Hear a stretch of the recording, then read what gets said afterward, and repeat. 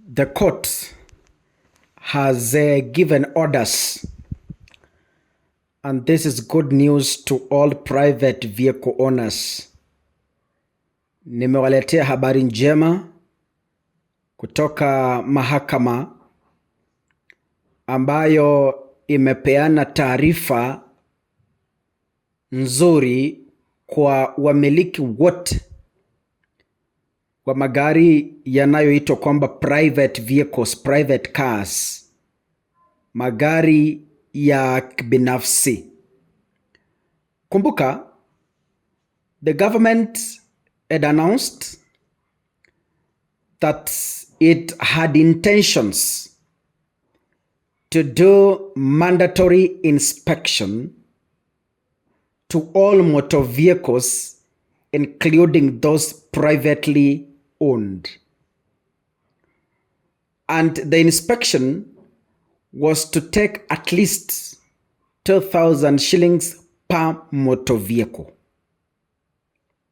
So if you have 10 motor vehicles privately owned, that is 20,000 plus matatus if you have.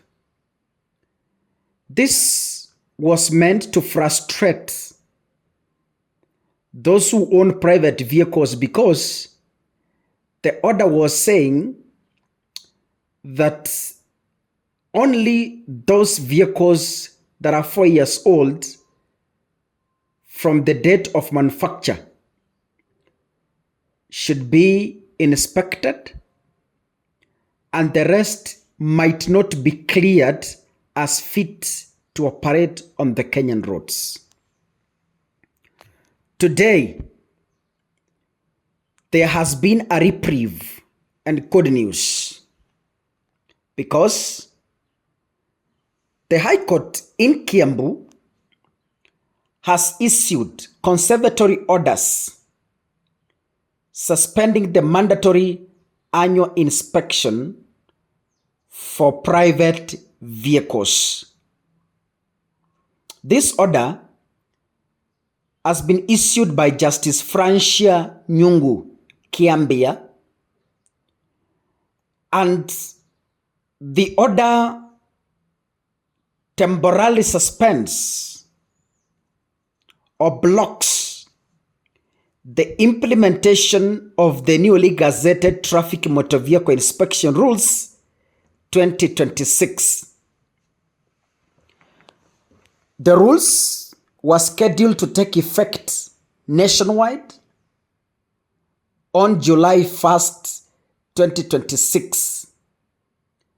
It required all private non-commercial vehicles older than 4 years from their manufacturer date to undergo annual roadworthiness tests at a cost of 2,000 shillings. What is good news here? The court orders are going to remain in force until we get Ruto out of power, because the court said it will remain in force. The court orders will remain in force until the 22nd of June 2027.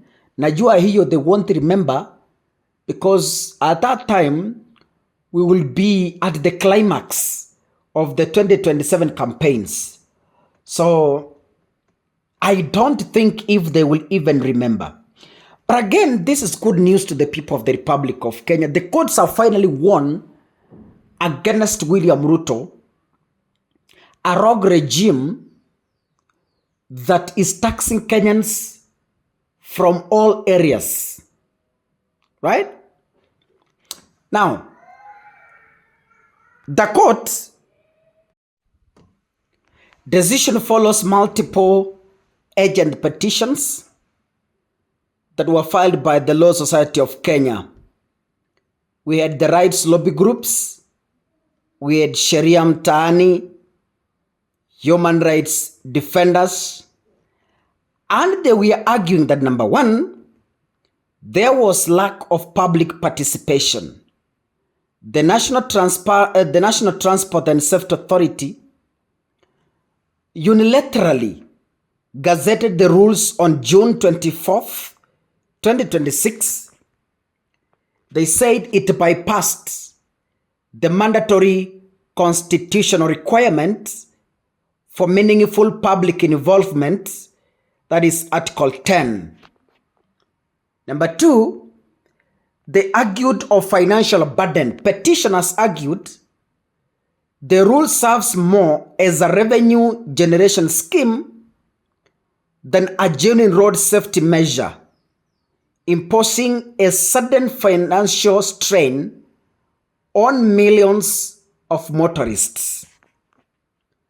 Number 3, they said it lacks capacity. The state lacks the practical institutional framework and testing capacity to inspect the over 6 million registered vehicles in Kenya annually, opening the door for massive backlogs, arbitrary fines, and bribery. Lastly, they said vague and drastic penalties. The contested rules include provisions that could lead to the permanent deregistration of vehicles deemed unroadworthy without standard appeal mechanisms, alongside vague laws criminalizing any attempt to circumvent the inspection process. Then what does this mean for the motorists right now in Kenya? This is now the good news. And this is where the courts are beaten William Ruto flat. All what I've explained is summarized into the following. Private vehicle owners are not required to book or pay for the annual NTSA inspection for the time being until the case has been heard. So tuko free paka next year, June. And it all depends with the outcome of that case. The suspension gives us a significant breather to us, that is to motorists, while the court thoroughly evaluates whether the regulatory process complied with the Constitution.